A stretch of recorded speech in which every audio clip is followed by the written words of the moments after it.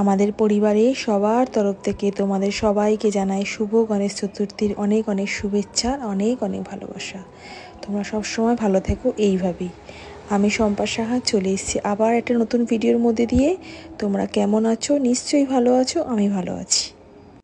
ঘরের ছোট ছোট কাজ ও পুজো আচারের মধ্যে যদি বাচ্চারা এইভাবেই অংশগ্রহণ করে থাকে, ওদেরও কিন্তু প্রত্যেকটা কাজে আগ্রহ বেড়ে থাকে। কত সুন্দর করে সাজিয়ে তুলেছে আমার বড় মেয়ে এই ঠাকুরের মণ্ডপটিকে। ওই যে বলেছিলাম, পুজো মানেই আনন্দ, পুজো মানেই খুশি, পুজো মানেই হচ্ছে নিজেদের পরিবারের সাথে কাটানো কিছু কিছু ভালো মুহূর্ত। এইভাবেই বলতে বলতে দেখুন কি সুন্দর আমার শাশুড়ি মা আর আমার দুই মেয়ে মিলে কিন্তু পুজোর জায়গাটা সুন্দর করে ফুল দিয়ে সাজিয়ে তুলেছে।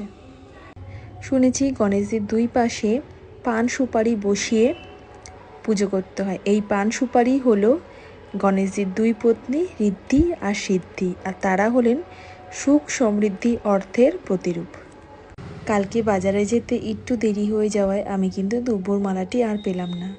যাই হোক, ছাদে ছিল দুব্ব, ওই দিয়েই ঠাকুরের পায়ে দুব্বর অভিষেক করলেন আমার শাশুড়ি মা। প্রত্যেকের ঘরে গণেশজি বিরাজমান হওয়ায় আজকে কিন্তু কম বেশি সবাই ওনার আরাধনা পুজো করবেন। আর এই পুজো চলাকালীন সবার ঘরেই রান্না হবে নিরামিষ। ভোগ দেওয়া হবে আমার গনু বাবাকে। প্রত্যেক দিনই কিছু না কিছু দেওয়ার চেষ্টা করব। আজকে তাড়াহুড়ার মধ্যে আর পারলাম না, শরীরটাও একটু ভালো না আমার।